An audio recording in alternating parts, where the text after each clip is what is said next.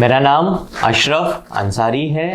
पिछले 9 सालों से as a health and fitness coach काम कर रहा हूँ। आज मैं आपको ये बताता हूँ कि अगर किसी न्यू पर्सन को जिम अगर ज्वाइन करना है तो उसे किन बातों के ऊपर ध्यान रखना है। जैसे कि अहमदाबाद के अंदर A1 फिटनेस की 2 ब्रांच है, एक शाह आलम के अंदर, दूसरी ब्रांच है सरखेज के अंदर।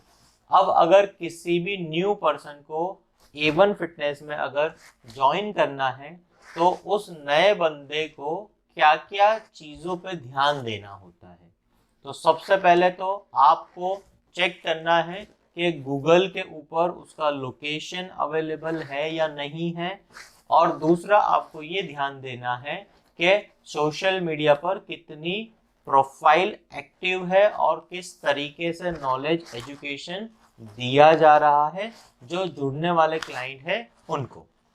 तो सबसे पहले आप जब भी ज्वाइन करने के लिए आओगे जिम के अंदर तो सबसे पहले आपको इंक्वायरी करनी होती है। इंक्वायरी का मतलब क्या होता है कि अभी तक आपको कुछ पता ही नहीं है कि जिम में अगर कोई बंदा जुड़ता है तो उसको क्या क्या चीज़ें सर्विस में मिलती है और उसमें जिम में आने के बाद क्या क्या उस एक्सरसाइजिंग पर्सन को क्या करना होता है। तो मैं आपको सारी बातें डिटेल में बताने वाला हूँ, तो सारी चीज़ों को आप ध्यान से समझ लीजिए। सबसे पहले जब भी आप आओगे तो सबसे पहले आपको आपका इंक्वायरी करना होगा कि भाई मुझे जानना है कि एक्सरसाइज में क्या करते हैं और किस तरीके से करवाते हैं। जब आप ये चीज़ों को जानोगे तो उससे आपको पता चलेगा कि एक्सरसाइज करने के लिए पूरा क्या क्या सिस्टम होता है, और एक्सरसाइज के लिए आपको जो जिम का जो फ्लोर होता है वो आपको बताया जाएगा कि भाई अलग अलग एरिया होता है एक्सरसाइज करने के लिए।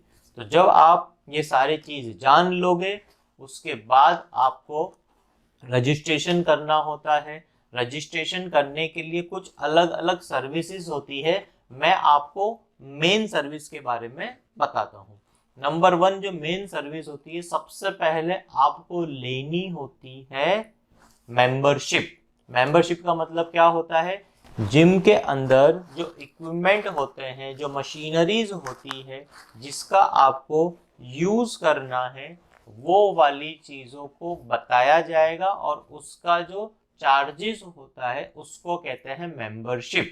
अब मेंबरशिप में आपको क्या मिलता है, मेंबरशिप के अंदर आपको जो फैसिलिटीज होती है जिम के अंदर इक्विपमेंट यूज करने के लिए मिलते हैं उसको कहा जाता है मेंबरशिप।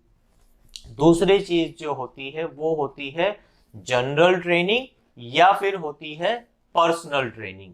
2 चीजों को आप ध्यान से समझ लो। जनरल ट्रेनिंग में क्या होता है कि एक ओवरव्यू दिया जाता है एक्सरसाइज के बारे में, किस तरीके से आपको एक्सरसाइज करनी है वो 6 to 7 डेज आपको बताया जाता है, और फिर उसके ऊपर अपडेट करते रहते हैं। जो जनरल ट्रेनर होते हैं स्पेशली वो बताते रहते हैं कि इस तरीके से एक्सरसाइज करनी होती है, लोअर बॉडी की एक्सरसाइज, अपर बॉडी की एक्सरसाइज।